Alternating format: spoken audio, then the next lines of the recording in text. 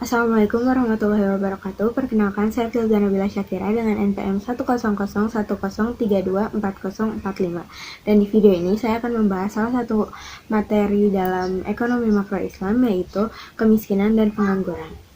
Untuk mempermudah pemahaman, saya akan membawakan materi ini dengan pendekatan mitos versus fakta. Ya, miskin ya emang nasibnya. Itu kalimat yang sering banget kalian dengar gak sih? Kayak seolah-olah kemiskinan itu sesuatu yang udah ditakdirin dan gak bakal bisa dirubah. Padahal dalam Islam itu kemiskinan bukan sesuatu yang wajar. Islam tuh ngelihat kemiskinan sebagai masalah sosial yang harus diselesaikan. Dan salah satunya tuh melalui sistem zakat. Yang bukan sekedar cuma amal, tapi mekanisme distribusi kekayaan yang sah dan diwajibin gitu. Dalam Quran surat Al-Hasyr ayat 7 dijelasin bahwa supaya harta itu tidak hanya beredar di kalangan orang-orang kaya di antara kamu. Jadi selain zakat, Islam juga melarang praktik-praktik seperti riba, judi, dan monopoli karena semuanya memperlebar kesenjangan dan cuma mempersempit peluang orang kecil untuk naik kelas ekonomi. Jangan lupa peran Baitul Mal dalam sejarah Islam yang nunjukin bahwa distribusi kekayaan dalam Islam itu diatur dengan sistem, bukan sekedar niat baik. Jadi, apakah kemiskinan itu nasib? Jawabannya mitos. Pengangguran, yaitu karena orangnya aja males. Itu juga sering kalian dengar kan? Kalau kita menyederhanakan pengangguran jadi cuma soal malas kerja, kita bakal kehilangan banyak konteks penting. Padahal dalam ekonomi Islam itu, pengangguran itu masalah yang lebih besar daripada sekedar niat atau semangat kerja. Secara umum, pengangguran itu terbagi jadi 3 jenis. Yang pertama, cyclical.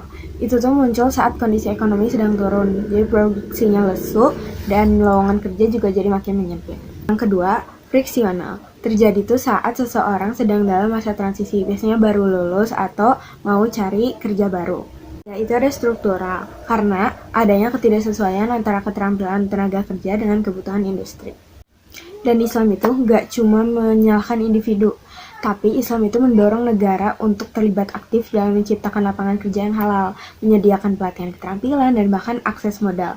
Salah satu contohnya bisa kita lihat di masa Khalifah Umar bin Khattab, yang mana beliau memberikan lahan dan alat kerja kepada rakyat yang menganggur agar mereka bisa lebih produktif. Jadi bukan cuma kerja, tapi juga dikasih jalan gitu untuk kerjanya. Jadi sekarang udah jelas kan kalau pengangguran karena orangnya males itu adalah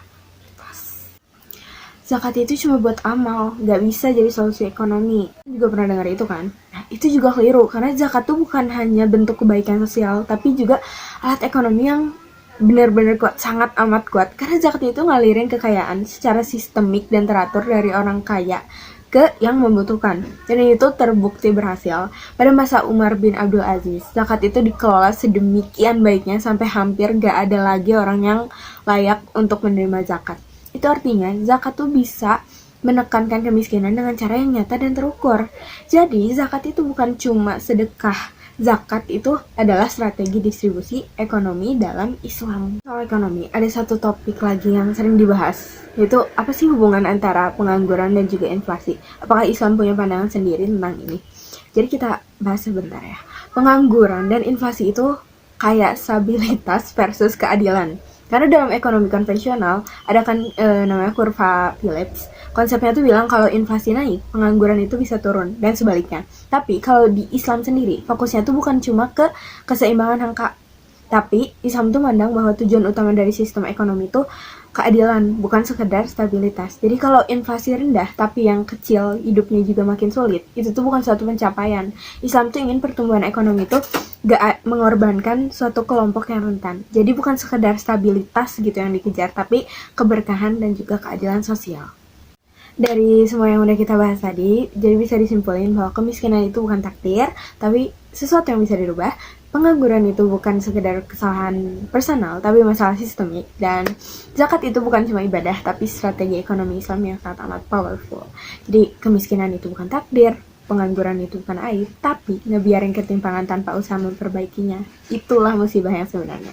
Semoga materi yang saya sampaikan bisa membuka perspektif baru untuk kita semua tentang bagaimana Islam melihat permasalahan sosial dan juga bagaimana Islam hadir dengan solusi yang rasional, adil, dan juga manusiawi. Sekian yang dapat saya sampaikan. Mohon maaf bila ada kekurangan atau kesalahan. Wassalamualaikum warahmatullahi wabarakatuh.